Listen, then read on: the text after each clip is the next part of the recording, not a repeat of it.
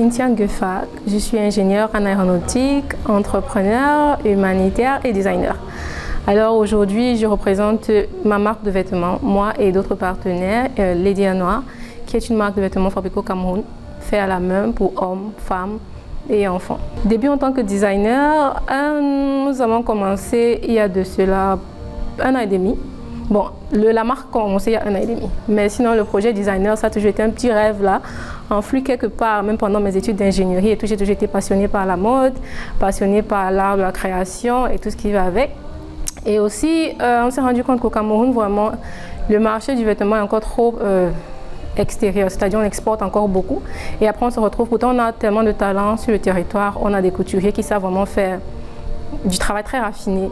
Pourquoi ne pas exploiter? Pourquoi ne pas consommer local? Pourquoi ne pas encourager en fait le développement de nos artistes, de nos artisans, de nos stylistes locaux?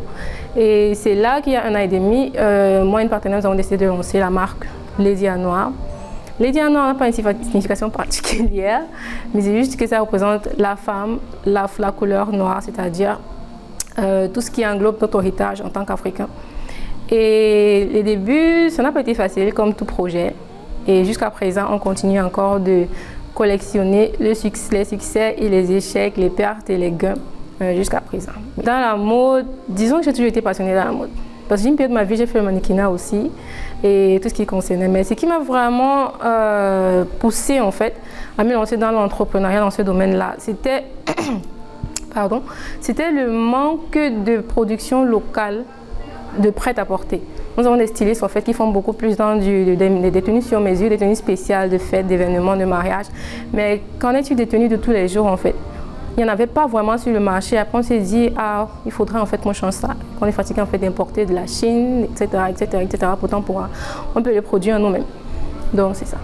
Je pense que si on continue en fait de rester à être concentré parce qu'il faudrait déjà qu'on apprend à faire du bon travail sans se précipiter, sans vouloir, parce qu'on a tendance à vouloir, quand je dis on, je veux dire ici en Afrique, particulièrement au Cameroun, on a tendance à vouloir vite finir, sans vouloir vraiment bien finir. Même les couturières en fait qui se forment, elles se forment juste pour le minimum. Elles ne poussent pas vraiment la mode loin, elles ne poussent pas vraiment, elles ne cherchent pas vraiment à développer leur talent plus que les bases et tout. Donc, le projet en fait serait de vraiment grandir cette industrie-là au Cameroun, de telle sorte que pouvoir construire, avoir nous-mêmes notre manufacturing house, notre maison de production, ou même d'autres personnes, d'autres pays, d'autres designers pourront venir produire leurs vêtements ici. Donc c'est ça en fait le but principal.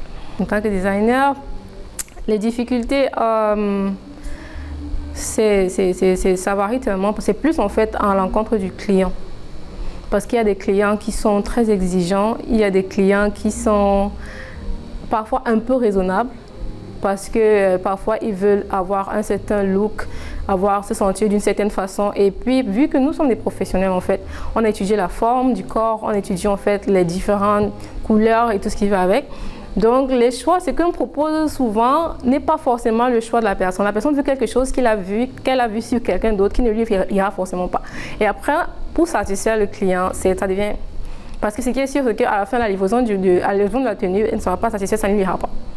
Maintenant, si on fait ce qu'elle a proposé, elle ne sera pas contente non plus parce que ce n'est pas ce qu'elle a demandé. Donc c'est la plus grosse difficulté en fait là, c'est satisfaire totalement le client, mais sinon à part ça, en général, plus de la moitié ça va. Là, nous sommes encore une boutique en ligne. On fait des vêtements suivant les tailles standards S, M, L, et aussi parfois nous demandons les mesures des clientes pour celles qui peuvent se les procurer et tout. Donc le projet le plus proche, c'est de pouvoir déjà avoir un showroom, déjà avoir un mini, je vais pas dire une boutique en fait, une boutique de prêt-à-porter où il y aura des vêtements qui seront déjà faits en fonction de toutes les différentes tailles présentes sur le marché camerounais, où les gens pourront venir essayer, acheter, etc. Mais les plateformes en ligne seront toujours disponibles. Donc là, en fait, c'est le projet le plus proche. Mais sinon, au long terme, en fait, ce serait la création d'une école pour vraiment former en fait toutes celles qui sont intéressées par la mode, même les couturières qui voudraient juste mettre le travail manuel, appliquer leur travail manuel, pouvoir bien former, pouvoir délivrer toujours un meilleur résultat. Il y a toujours quelque chose ce qu'on dit tout le temps, n'abandonnez jamais. Ce sera difficile, il y aura des moments de haut, il y aura des moments de vraiment très très profonds, des moments où tu te diras, je pense pas que je parlais plus bien que ça, mais tu iras toujours plus bas. Il ne faut jamais abandonner, il faut être créatif et il faut avoir le sens du détail. c'est important, les finitions sont très importantes quand il s'agit de designing. La technique, c'est vrai, le modèle est important, mais c'est que je donnerais comme conseil, pardon, de s'appliquer vraiment sur le sens du détail, sur les finitions. Parce que c'est ça qui fait toute la différence ici.